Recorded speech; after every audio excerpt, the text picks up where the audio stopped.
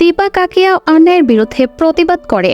কাকিয়া যতই তিস্তাকে বলুক না কেন যে ভিক্টরের বিরুদ্ধে সকল অভিযোগ তুলে নেওয়ার কথা, কিন্তু তিস্তা মোটেও কাকিয়ার কথা শুনতে রাজি না। বরং তিস্তা রুদ্রমূর্তি নিয়ে তাকে জানায় যে ভিক্টরের বিরুদ্ধে যা যা অভিযোগ সেটি একটাও তুলবে না, বরং এবার ভিক্টরের শাস্তি পাওয়া উচিত। তখন দীপা ও সকল পরিস্থিতি বুঝতে পেরে যায়, তিস্তার পাশে দাঁড়ায়। তখন তিস্তা আর দীপা দুজনে মিলে কাকিয়াকে ডাইরেক্ট জানিয়ে দেয় যে ভিক্টর যা অন্যায় করেছে তার শাস্তি অবশ্যই তাকে পেতে হবে। আর এটা কাকিয়াকে বলে তিস্তা দীপার সাথে হাসপাতাল থেকে বেরিয়ে যায়।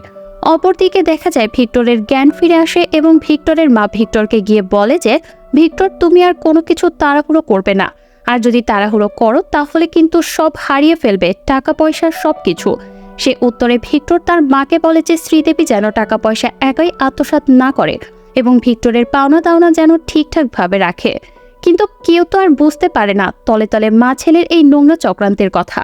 এরপরই দেখা যায় যে অর্জুন যখন বাড়িতে থাকে তখন পৃথা ম্যাম সেখানে উপস্থিত হয় এবং অনুরোধ করে বলে, পৃথা ম্যাম অর্জুনকে বলে সে কিছুদিন অর্জুনের বাড়িতে কাটিয়ে দিতে চায়, কারণ তার বয়স হয়েছে। ভিক্টর হাসপাতালে ভর্তি, তার কিছুই ভালো লাগছে না। তবে খোকা জেঠু এবং অর্জুন দুজনেই এর বিরুদ্ধে দাঁড়ায়। তখন তারা ডাইরেক্ট পৃথা ম্যামকে অতি দ্রুত সেখান থেকে যেতে বলে। তখন নিজের মাকে এইভাবে তাড়িয়ে দিয়ে কষ্ট হয় অর্জুনের। যতই খারাপ হোক তাও তো তার মা। আর এটা ভেবে অর্জুন কাঁদতে থাকে। তখন দীপা অর্জুনকে বলে, অর্জুন দা, তুমি মোটেও কষ্ট পেও না, আমি তো তোমার পাশে আছি। অর্জুন দীপার প্রতি ভরসা রাখে।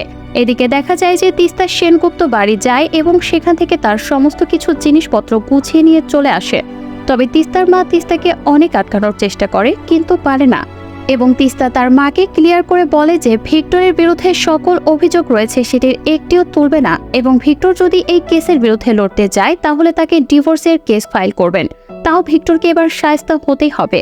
তখন তিস্তা আরো বলে যে সে আর কারো নির্ভরশীল হতে চায় না, সে নিজে চাকরি করবে। তবে মা, তুমি আমার ভালো চাও না, কিন্তু দীপা আমার পাশে দাঁড়িয়েছে, আর সেই জন্য দীপা যা বলেছেন সেটাই করবেন।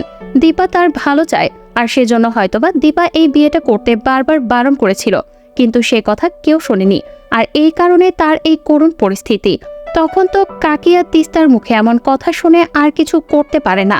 এরপরই দেখা যায় যে দীপা পৃথা ম্যামের বাড়িতে চলে যায়। তখন মিশকাও দীপাকে ফলো করতে থাকে। এরপর দেখা যায় পৃথা ম্যাম দীপার সাথে বিভিন্ন রকম নাটক করতে থাকে, কিন্তু দীপা জানায় যে তাদের মা ছেলের মান অভিমান সমস্ত কিছু মিটিয়ে দেবে।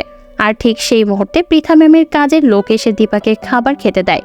তখন দীপা পরিষ্কারভাবে বুঝতে পারে পৃথা ম্যাম তার সাথে নাটক করছে, সে মোটেও ছেলের জন্য কষ্ট পাচ্ছে না। তো বন্ধুরা, আপনারা কি এমন চান যে পৃথা ম্যামের কালো মুখোশ দীপার কাছে পরিষ্কার হোক? অবশ্যই কমেন্ট করে জানাবেন। ধন্যবাদ।